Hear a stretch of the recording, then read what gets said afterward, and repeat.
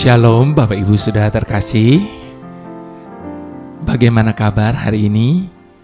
Saya yakin semua kita dalam keadaan yang luar biasa. Kenapa? Karena kita punya Tuhan yang luar biasa. Hal-hal yang biasa pun bisa menjadi luar biasa. Dan hal-hal yang tidak biasa menjadi biasa. Yang biasa jadi luar biasa. Itu sebabnya Roma 8 ayat 28 berkata semuanya mendatangkan kebaikan bagi kita. Apapun yang terjadi, bagaimanapun keadaan dan situasi hidup kita, kita percaya bahwa semuanya mendatangkan kebaikan. Nah, itu sebabnya Bapak Ibu Saudara, dalam hidup ini sebenarnya yang paling penting itu adalah bagaimana kita memaintain iman kita. Sebab segala sesuatu dalam hidup ini boleh terjadi hanya oleh karena iman kita. Dan iman dapat mengubah segalanya. Ada banyak orang, Bapak Ibu Saudara, membiarkan hidupnya dikuasai oleh perasaan. Sehingga perasaannya mengambil alih peranan imannya dalam hidup ini. Rasa-rasanya perasaan. Ada banyak orang membiarkan perasaannya mengambil alih peranan imannya. Kalau boleh saya katakan saat ini, Bapak Ibu Saudara, jangan biarkan perasaan mengambil alih peranan iman kita. Mengapa? Karena perasaan itu sangat ditentukan oleh keadaan. Perasaan itu dipengaruhi oleh keadaan. Kalau keadaan baik, perasaan kita senang. Kalau keadaan tidak baik, perasaan kita menjadi bad mood, dan seterusnya. Jadi, perasaan dipengaruhi keadaan. Tetapi iman mempengaruhi keadaan. Artinya, iman dapat mengubah keadaan. Yang buruk sekalipun menjadi kebaikan bagi setiap kita. That is faith. Itu sebabnya mari kita mau belajar untuk terus beriman kepada Tuhan. Sebelumnya kita berdoa terlebih dahulu, Bapak Ibu Saudara. Bapa Surgawi, terima kasih bahwa kami mempunyai Tuhan yang dimana di dalam Engkau berkata, adakah sesuatu yang mustahil bagiku? Sehingga ketika kami sedang menghadapi keadaan-keadaan yang mustahil di hadapan kami, maka kami tetap boleh tinggal dengan aman bersama-Mu, Tuhan. Bapa, ajar kami untuk bergantung hanya kepadamu melalui iman percaya kami. Sehingga Tuhan, apapun keadaan kami hari ini, bagaimanapun situasi kami hari ini, kami boleh melihatnya dan memandangnya dengan iman kami, bahwa semuanya pasti akan mendatangkan kebaikan bagi setiap kami. Sekalipun mungkin kami belum bisa pahami hari ini, tapi kami percaya Engkau sanggup mengubah segala sesuatu menjadi kebaikan. Sertai kami dalam ibadah ini, Tuhan. Ajar kami untuk semakin beriman kepadamu. Dalam nama Yesus, haleluya. Amin. Baik, Bapak Ibu Saudara, kali ini ayatnya cuma satu. Roma 12 ayat yang ketiga. Dikatakan berdasarkan kasih karunia yang dianugerahkan kepadaku, aku berkata kepada setiap orang di antara kamu, janganlah kamu memikirkan hal-hal yang lebih tinggi daripada yang patut kamu pikirkan. Ada banyak orang selalu memikirkan hal-hal yang lebih tinggi dari apa yang seharusnya dia pikir. Sehingga itu menimbulkan satu ketakutan. Karena mereka takut tidak bisa mencapainya. Itu sebabnya firman ini datang bagi kita. Janganlah kamu memikirkan hal-hal yang lebih tinggi daripada yang patut kamu pikirkan. Tetapi hendaklah kamu berpikir begitu rupa, sehingga kamu menguasai diri menurut ukuran iman yang dikaruniakan Tuhan kepada kamu masing-masing. Nah, Bapak Ibu Saudara, kita mengerti dan kita percaya bahkan bahwa Tuhan memiliki rencana yang indah dan hebat atas hidup kita. Rancangan dan rencana Tuhan bukan sesuatu yang kaku, tetapi dinamis. Dapat berubah senantiasa. Karena sangat dinamis tergantung kepada ukuran iman kita masing-masing. Jadi, dapat berubah sesuai dengan ukuran iman kita masing-masing. Sementara iman kita kepada Tuhan itu selalu berubah-ubah. Dan Tuhan mengukur kita masing-masing. Kekuatan yang di dalam kita termasuk iman kita. Ketika Tuhan merancangkan sesuatu untuk kita, ternyata ukuran iman adalah termasuk hal yang dipertimbangkan Tuhan. Jadi peranan iman ini penting sekali dalam hidup ini, Bapak Ibu Saudara, karena itu akan menentukan apa yang Tuhan rancangkan atas hidup kita. Ada orang yang sangat kuat menderita ketika miskin. Tapi ketika diberkati dengan kekayaan, justru menjadi lemah. Pada waktu engkau miskin, engkau berkata, enggak Tuhan, kalau saya diberkati saya akan tetap kuat. Oh yes, karena kamu mengatakannya ketika kamu dalam keadaan itu. Tapi kalau keadaannya sudah berubah, semuanya pun berubah. Ada orang yang kuat menderita ketika miskin, tapi ketika diberkati dengan kekayaan justru menjadi lemah. Tidak dapat bertahan menghadapi tipu daya kekayaan dan kemewahan. Makanya ada banyak orang sok pamer-pamer. Makanya banyak orang kejeblos ketika mereka, misalnya pasangan suami istri, ketika belum punya apa-apa setia, berjuang bersama, begitu sudah diberkati dan kaya, sudah lain cerita. Karena itu Tuhan perlu mendidik anak-anaknya hari demi hari, langkah demi langkah. Sebab otot iman kita perlu dibangun setiap hari. Sebagaimana tubuh jasmani kita, jika kita ingin mempunyai otot yang kuat, tidak mungkin ke gym hanya dalam satu hari. Hanya dalam 1 bulan. Harus ada rutinitas, harus ada berkesinambungan. Harus dengan sabar mengikuti proses pelatihannya, hari demi hari, step demi step. Sehingga membuat setiap otot kita dibangun dengan begitu kuat. Begitu juga dengan iman, Bapak Ibu Saudara. Pada level tertentu, kita akan bisa merasakan kekuatan iman kita. Sebagaimana dikatakan di dalam Efesus 6 ayat 10, akhirnya, hendaklah kamu kuat di dalam Tuhan, di dalam kekuatan kuasa-Nya. Bapak Ibu Saudara yang terkasih, dalam hidup ini ada begitu banyak hal yang harus kita lewati.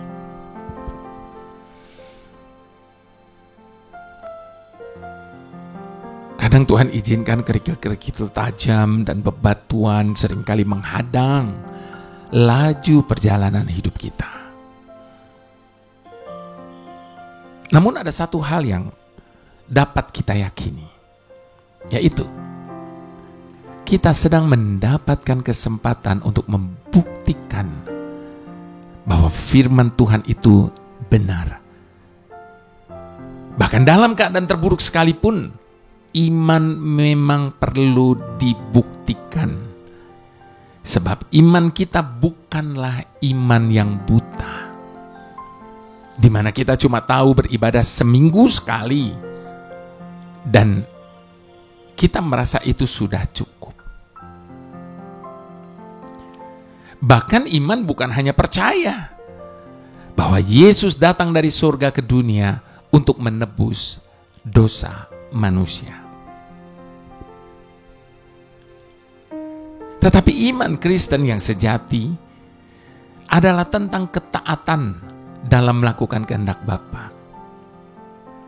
Sebagaimana Kristus telah taat bahkan sampai mati untuk menggenapi rencana Bapa dalam menyelamatkan manusia. Lalu bagaimana kita tahu kehendak Bapa jika kita tidak mengenalnya secara pribadi? Itu sebabnya iman akan terbangun menjadi sebuah pengenalan saat kita berjalan bersama dengannya. Mengarungi kehidupan ini hari lepas hari. Disitulah kita akan menemui berbagai hal yang menjadi suka maupun duka. Tetapi kita terus dapat melangkah dalam kebenaran ketika kita bersandar hanya kepada Tuhan dan berjalan dalam penundukan diri kepadanya. Jadi, jangan khawatir akan masalah yang menghadang. Hadapi dengan iman, maka kemenangan pasti kita raih. Bila kita berpegang teguh pada firman-Nya, Mazmur 34 ayat 20 katakan, apa yang dikatakan di Mazmur 34 ayat 20? Kemalangan orang benar banyak, tetapi Tuhan melepaskan dia dari semuanya itu. Jadi dalam keadaan apapun, miliki pengharapan di dalam Tuhan. Nyatakan iman percaya kita dengan ucapan syukur yang keluar dari mulut kita. Buang segala ketakutan yang mungkin menyerang kita. Dan perlihatkan kepada bahwa bersama dengan Tuhan kita dapat menanggung segala perkara. Karena ada kekuatan yang melimpah-limpah yang dicurahkannya bagi orang yang percaya kepadanya. Di dalam kitab Mazmur 108 ayat ke-14 dikatakan, bersamanya kita akan melakukan perbuatan-perbuatan gagah perkasa, sebab ia sendiri akan menginjak-injak para lawan kita. Itu sebabnya di atas segala yang terjadi, Tuhan memang mengizinkan kita melewati masalah dan tekanan. Karena semua hal yang terjadi dapat memurnikan iman kita. Sebab tanpa semua itu, maka iman kita tidak terbukti. Dan tanpa pemurnian, tidak akan dihasilkan sesuatu yang mulia. Perhatikan apa yang Ayub katakan. Karena ia tahu jalan hidupku. Seandainya ia menguji aku akan timbul seperti emas.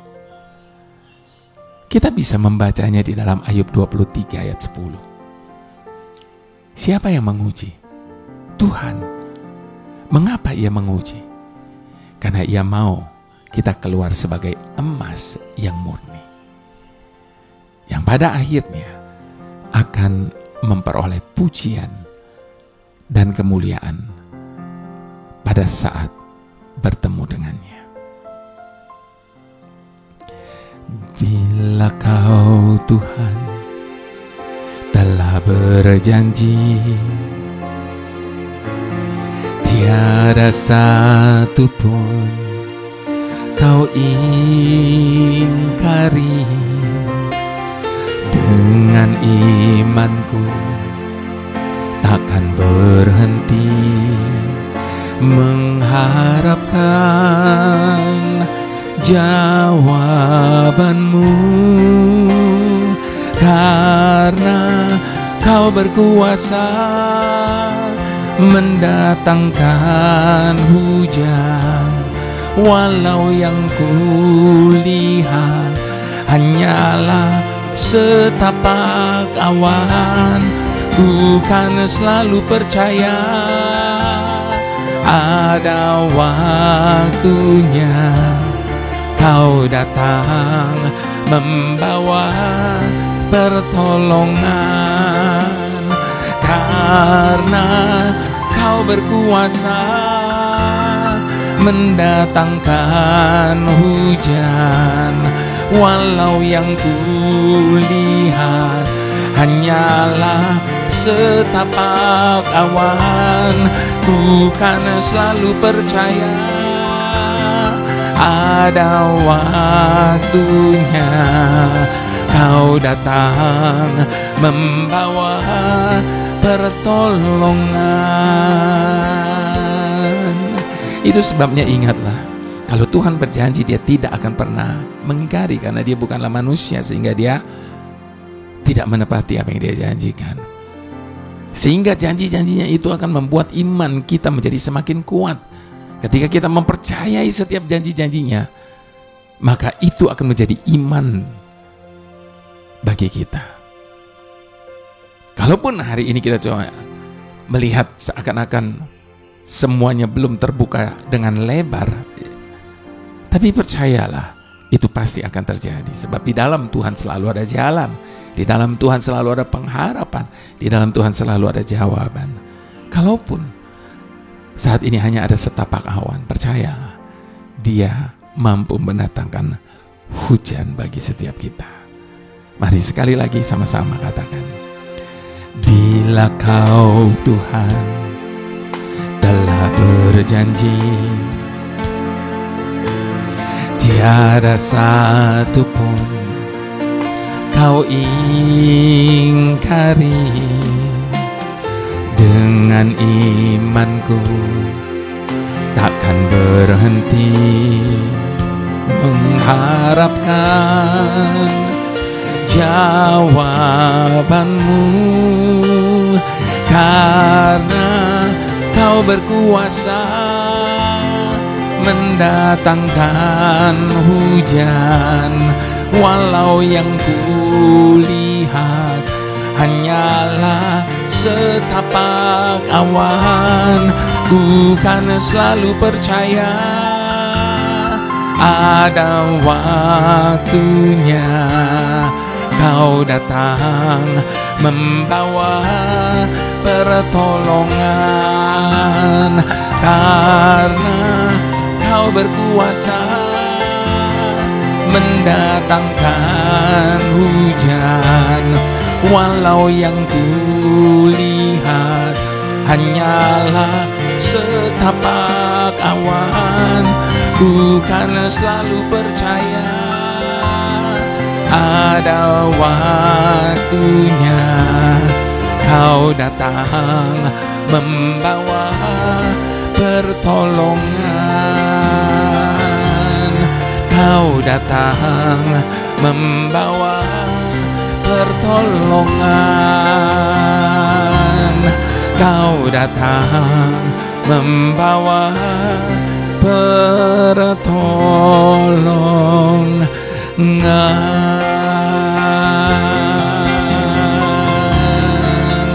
Kami percaya,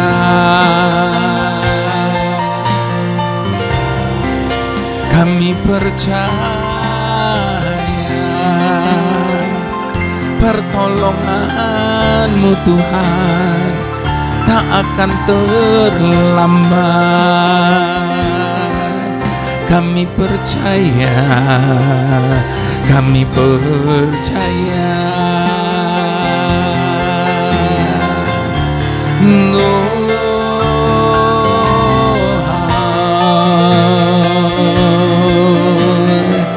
Andalkan Tuhan di atas dari segalanya.